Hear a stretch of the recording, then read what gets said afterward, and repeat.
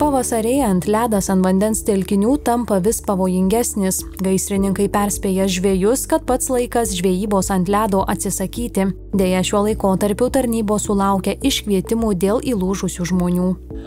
Pastarąją savaitę iš tiesų tokių gelbėjimo darbų buvo nemažai ir Kupiškyje mūsų kolegos išgelbėjo vieną žvejį įlūžusį ant ledo, o vakar kaip tik Panevėžio rajone prie Pavėšėčių tvenkinio, vienam neatsargiam žvejui visa žvejyba baigėsi labai sėkmingai, jisai įlūžo apie 30 metrų nuo kranto, bet jį pastebėjo praeivis, iškvietė ugniagesius ir atvykus ugniagesiam žvejys jau pats buvo išropojęs ant ledo nuo tos vietos, kuri lūžo, bet netgi ugniagesiai padėjo ir su gelbėjimo rogėmis dar surinko būtent tvenkinio viduryje likusią visą jų žvejybinę įrangą. Specialistė patarė, kad būtina įvertinti ledo storį ir kokybę, tačiau pavasarėjantys orai signalizuoja, žvejoti ant užšalusio vandens telkinio labai pavojinga.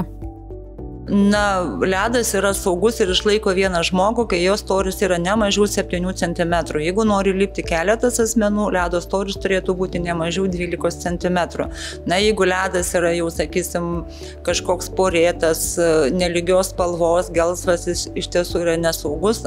Aišku, reikia vadovautis ir sveiku protu, atsižvelgti į prognozes. Dabar jau iš tiesų orai yra šilti, tas ledas tikrai nebėra tinkamas žvejoti, taip kad jau visą žvejybą ant ledo reiktų baigti. Jeigu visgi nelaimė įvyko, įlūžus reikia išlikti ramiam ir imtis tam tikrų veiksmų.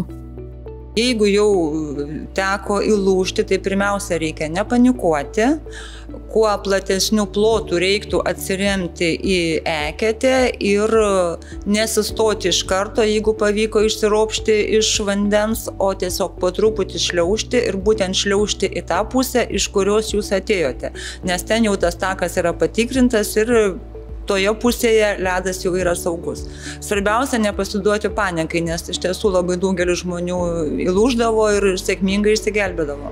Panevėžio priešgaisrinės gelbėjimo valdybos specialistai patarė atėjus pavasariui atsisakyti poledinės žūklės ir taip saugoti savo sveikatą bei gyvybę.